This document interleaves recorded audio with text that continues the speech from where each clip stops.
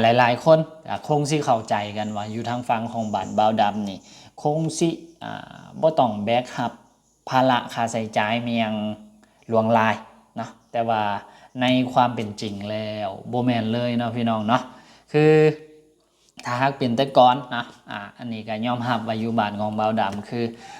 เรื่องค่าใช้จ่ายเรื่องของรายจ่ายนี่มันบ่ค่อยมีเมียงหลายเนาะเพราะว่าทุกสิ่งทุกอย่างก็คืออิงอาศัยธรรมศาสตร์ยังพอได้อยู่ในการซอกอยู่หากินหาครบหาพักหามีนะก็คือยังพอซอกได้อยู่แต่ว่าทุกมื้อนี้ทุกสิ่งทุกอย่างก็เริ่มซอกยากขึ้นทุกมือนะแล้ววันนี้ภาระทุกสิ่งทุกอย่างก็เลยตกไปอยู่ที่ค่าใช้จ่าย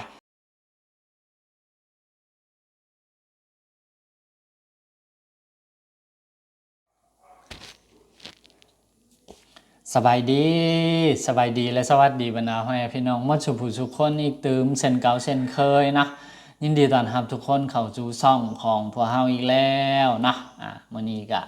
พอดีเป็นมือที่ฟ้าค่อนข้างจะครึ้มฝนอีกแล้วเนาะ3-4 มื้อนี่คือแบบโอ้ฟ้าครึ้มฝนทุกมื้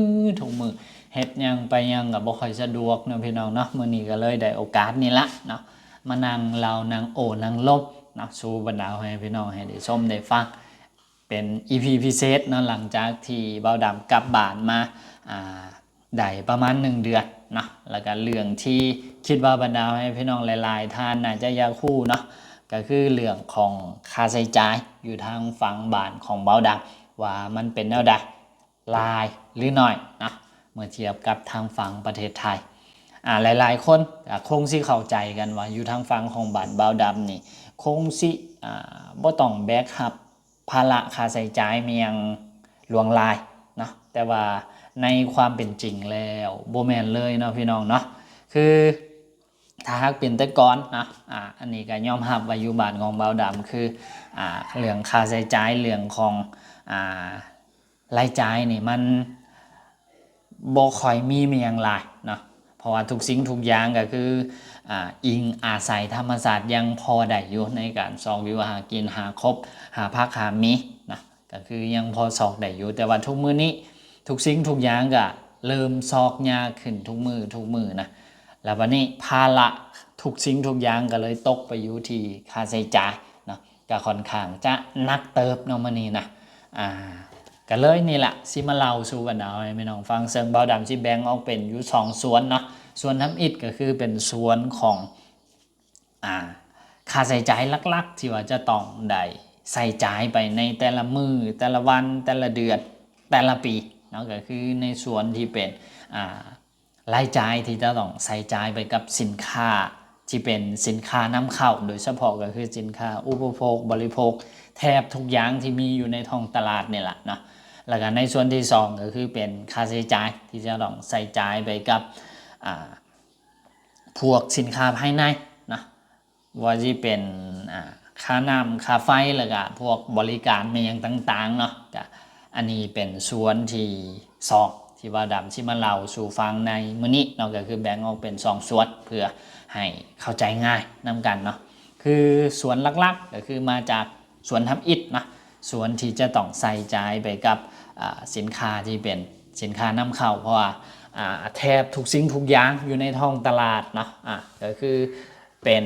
สินค้านำเข้าแทบทั้งนั้นเนาะพี่น้องเนาะนับตั้งแต่มาม่าปลากระป๋องพวกหมีพวกไข่พวกเนื้อพวกเป็ดพวกไก่พวกปูพวกปลาพวกนี้นะส่วนหลายหลักๆคือนำเข้าหมดแล้วก็ที่นำเข้ามาเนาะก็คือนำเข้ามาจากทางฝั่งประเทศไทยพี่น้องนะเราทีนี้สินค้านำเข้านะเวลาเพิ่นนำเข้ามาเนาะเพิ่นก็แน่นอนละเพิ่นก็บวกกำไรไปบวกค่าหันค่านี่บวกภาษีบวกอากรไม่ยังไปเนาะ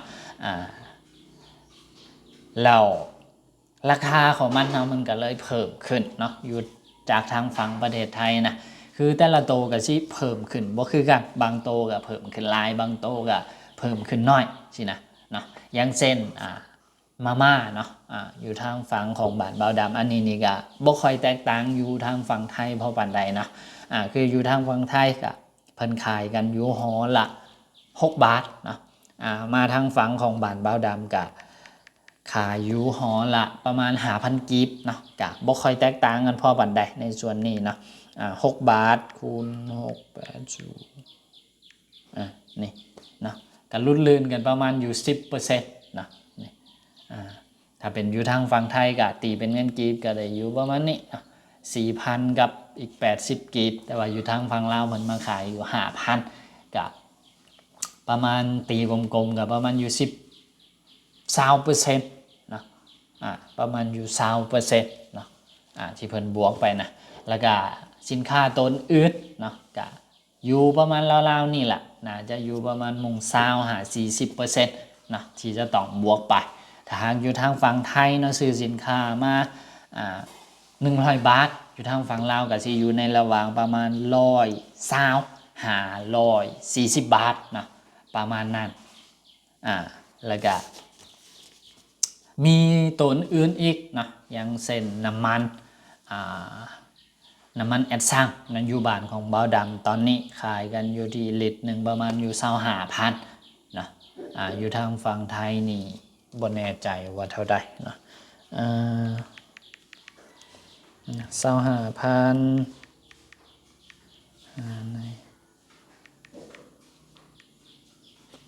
นี่ลิตรหนึ่งอยู่ประมาณ36.7 บาทนะอยู่บ้านของเบาดำก็สำหรับน้ำมันนี่ก็คิดว่าน่าสิแพงกว่าฝั่งไทยอยู่หน่อยนึงนะแต่ก็อาจสิบ่หลายเนาะก็รวมๆแล้วเนาะค่าใช้จ่ายที่อยู่บ้านเบาดำจะต้องได้แบกรับนะคือในส่วนที่ว่าเป็นสินค้านำเข้าก็คือเพิ่มขึ้นแน่นอนเนาะหลายตึงพี่น้องซึ่งมันเป็นรายจ่ายลักๆเลยที่พวกเขาจะต้องแบกรับในแต่ละมือแต่ละเดือนแต่ละปีเนาะก็คือประมาณ 80-90% ก็คือมาจากนี่แหละนะพวกที่ว่าเป็นสินค้าที่นำเข้าเนาะ80-90% ก็คือจะต้องใส่ใจไปกับส่วนนี้ซึ่งหลายๆคนอาจจะเข้าใจว่าอยู่บ้านนอกบ้านนานี่คงจะบ่ต้องใส่ใจมีอย่างไรนะแต่ว่าในความเป็นจริงคือบ่แม่นเนาะสินค้าทุกสิ่งทุกอย่างก็คือต้องได้บวกเพิ่มจากที่บรรดาให้พี่น้องทางฝั่งไทยใส่อยู่ไปอยู่ประมาณ20-40% ของสินค้าในแต่ละตัวแต่ละประเภทแต่ละเซตนะก็แล้วแต่ว่าสินค้าตัวนี้เพิ่นสิบวกไปเท่าใดเมื่อกี้ยกให้ตัวอย่างให้เบิ่งก็คือเป็นมาม่านะมาม่านี่บวกไปประมาณ20%เนาะแล้วก็ตัวอื่นๆอีกปลากระป๋องกันอาจจะอยู่ราวๆนี่ประมาณ20แล้วก็อาจสิมีพวกเป็นพวกแบบเครื่องสำอางนะหรือว่าตัวอื่นอันนั้นนี่เพิ่นอาจจะบวกไปหลายเติบแต่ว่าหลักๆก็คือสิอยู่ในช่วงประมาณนั้นแหละ20-40%เนาะที่ประชาชนคนของบ้านเบาดำจะต้องแบกรับภาระที่มันหนักกว่าบรรดาพี่น้องทางฝั่งไทยก็คืออยู่ประมาณนั้นนะก็ให้เข้าใจน้ำกันแบบเป็นภาพรวมๆภาพใหญ่ๆนะอันนี้คือในส่วนที่เป็นสินค้าที่ว่าเป็นสินค้านำเข้านะทุกสิ่งทุกอย่างนะก็คือจะอยู่ประมาณนี้แล้ววันนี้ในส่วนที่2นะเป็นสินค้าและบริการที่ว่าอยู่ทางภายในนะซึ่งมันก็เป็นส่วนที่ว่ามันบ่หลายเนาะเพราะว่าคันที่เว้าไปก็อาจสิเป็นค่าใช้จ่ายที่มันบ่ได้หนักหนาสาหัสเท่ากับส่วนแรกที่เบาดำเว้าไปนะก็คือในส่วนของค่าน้ำค่าไฟค่าอินเทอร์เน็ตค่าบริการต่างๆที่ว่าอยู่ภายในนะอย่างเช่นค่าไฟของบ้านเบาดำกับเฉพาะตอนนี้นะก็คือยังถือว่าอยู่ในเกณฑ์ที่ต่ำหลายนะอันนี้เป็นบินค่าไฟ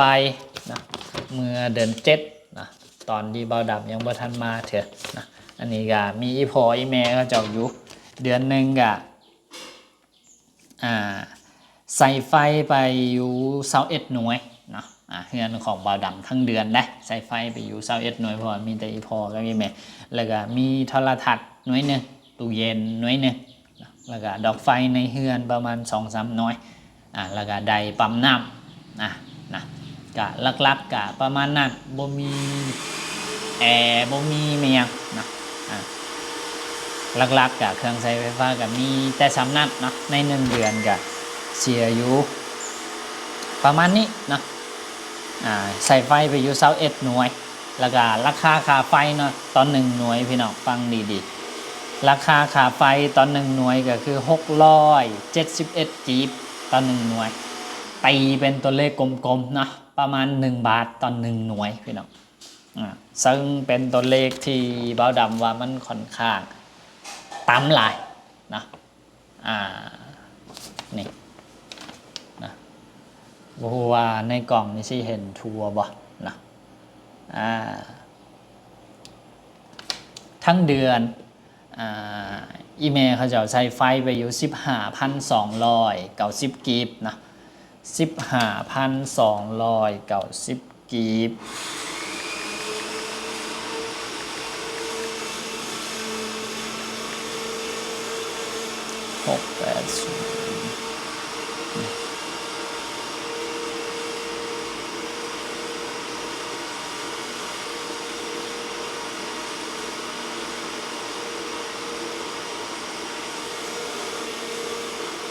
ถึกอยู่นี่เดือนหนึ่งใส่ไฟไปอยู่22.5 บาทเนาะอันนี้เป็นค่าไฟทั้งเดือนใส่ไปอยู่22.5 บาทอันนี้คือค่าไฟอยู่ทางฝั่งของบ้านเบาดำเนาะบ้านอื่นพื้นที่อื่นอันนี้เบาดำกับบ่สามารถฮู้ได้นะแต่ว่าอันนี้เป็นบิลค่าไฟที่มาจากรัฐวิสาหกิจไฟฟ้าลาวโดยตรงเนาะนี่ 15,290 กีบเป็นเงินบาทก็ถืออยู่22.5 บาทนะประมาณนั้นนะพี่น้องเนาะอันนี้คือในส่วนของค่าไฟนะแล้วก็ค่าน้ำกับเท่าที่เบาดำจื้อได้เนาะก็คือสูงกว่าค่าไฟขึ้นมาอีกน้อยหนึ่งคือน้ำกับพอเฮาใส่อาบใส่ซักเครื่องเนาะกับ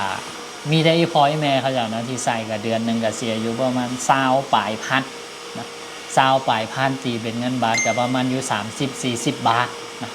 ต่อ1 เดือนนะอันนี้คือในส่วนของค่าน้ำค่าไฟแล้ววันนี้ค่าอินเทอร์เน็ตนะในส่วนของค่าอินเทอร์เน็ตกับ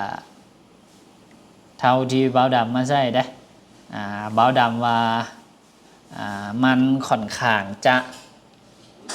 ต่ำหลายพี่น้องนะในส่วนของค่าอินเทอร์เน็ตคือที่เบาดำใช้นะเดือนหนึ่ง50,000คือบ่ฮอด100 บาทเนาะYouTube ฟรีFacebook ฟรี TikTok ฟรี WhatsApp ฟรีแล้วก็ได้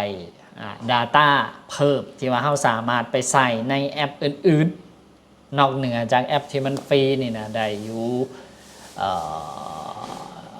15,000 เมกหรือว่าประมาณ15 กิกนะพี่น้องเนาะกับในความคิดเห็นส่วนตัวของเบาดำว่ามันค่อนข้างจะคุ้มนะในส่วนพวกนี้เนาะทั้งค่าน้ำค่าไฟค่าอินเทอร์เน็ตเนาะกับในส่วนนี้นี่เบาดำว่ามันค่อนข้างจะคุ้มหลายเนาะค่าน้ำค่าไฟถึกค่าอินเทอร์เน็ตถึกนะอยู่ทางฝั่งของบ้านเบาดำแต่ในส่วนที่เบาดำว่ามาทั้งหมดนี่นะมันเป็นค่าใช้จ่ายที่พวกเขาจะต้องใส่จ่ายไปเพียงแต่ประมาณ5หรือบ่เกิน 10% เท่านั้นนะในส่วนที่เป็นค่าใช้จ่ายหลักๆที่พวกเขาจะต้องได้แบกรับก็คือในส่วนแรกที่เบาดำได้บอกไปในส่วนที่เป็นพวก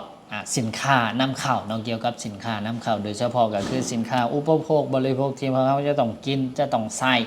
ในทุกๆมื้อนั่นแหละอันนั้นคือส่วนของค่าใช้จ่ายหลักๆนะพวกเสื้อผ้าพวกเป็นอย่างต่างๆเนาะพวกนั้นนี่ค่อนข้างจะนักนะแต่ก็มาได้ซุ้มนี้เนาะที่มันผ่อนไปในส่วนของค่าไฟเนาะคือค่าไฟบ้านของบ่าวดำก็เสียหน่วยละบ่ฮอดบาทเนาะพี่น้องเนาะคือโดยความที่ว่าเฮาใส่บ่เกินเกณฑ์นั่นแหละเนาะก็เลยได้เสียแต่ซ้ำนี่ถ้าใส่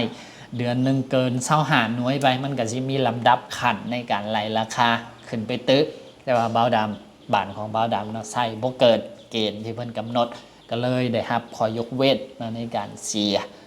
ประชาชนทั่วไปที่อยู่ในเขตละแวกบ้านเฮานี่ก็สิอยู่ในเกณฑ์ประมาณของบ่าวดำนี่แหละเนาะคิดว่าค่าน้ำค่าไฟก็เนาะก็ประมาณนี้เนาะอันนี้ก็คือเป็นในส่วนของค่าใช้จ่ายทั้งหมดนะอยู่ในบ้านของบ่าวดำกับบ่าวดำแยกออกเป็น2ส่วนส่วนที่เป็นสินค้านำเข้ากวมเป็นประมาณ 80-90% ของรายจ่ายก็คือจะต้องได้แบกรับ หนักกว่าทางบรรดาพี่น้องทางฝั่งไทยอยู่ประมาณ40%เนาะยกตัวอย่างว่าทางพ่อแม่พี่น้องฝั่งไทยซื้อเครื่องตัวเดียวกันเอามาในราคา100 บาทอยู่ทางฝั่งลาวก็จะต้องเป็น120หา140 บาทจึงสิได้สินค้าตัวนั้นมาใส่นะแต่ส่วนที่2ในส่วนที่เป็นสินค้าแล้วก็บริการที่อยู่ภายในของบ้านบ่าวดำเองราคาก็ค่อนข้างจะย่อมเยาลงมาเนาะโดยเฉพาะก็คือในส่วนของค่าไฟเนาะบ้านของบ่าวดำใส่หน่วยละประมาณ1 บาทเนาะตอน1หน่วยแล้วก็ค่าน้ำก็อยู่ประมาณน่าสิอยู่ประมาณหน่วยละ3 บาทนะ3 บาทบ่เกิน4 บาทต่อ1ด้วยสำหรับค่าน้ำแล้วก็ส่วนของอินเทอร์เน็ตก็ใน1 เดือนเนาะบ่าวดำใช้อยู่ประมาณ50,000 กีบก็อยู่ประมาณจัก80 บาทเนาะประมาณนั้นเนาะพี่น้องเนาะก็หมดเท่านี้เนาะสำหรับเรื่อง EP ที่อยากสิมาเล่าสู่บรรดาให้พี่น้องฟังในมื้อนี้แต่ว่ารวมๆทั้งหมดก็คือแน่นอนแหละเนาะอยู่บ้านของบ่าวดำนี่ได้แบกครับภาระค่าใช้จ่ายนี่สูงกว่าทางพี่น้องทางฝั่งไทยอีกเนาะที่หลายๆคนเข้าใจว่าอยู่ทางบ้านของบ่าวดำนี่บ่จำเป็นต้องแบกรับภาระค่าใช้จ่ายไม่ยังที่ว่าหลากหลายสูงปานนั้นเนี่ยอันนี้ปัจจุบันนี่คือบ่แม่นความจริงแล้วเด้อพี่น้องเด้อนะก็ประมาณนี้สำหรับ EP นี้ผิดพลาดประการใดก็ต้องกราบขอโทษขออภัยหลายๆเนาะไว้พบกันใหม่ใน EP ต่อไปสำหรับ EP นี้สบายดีบ๊ายบาย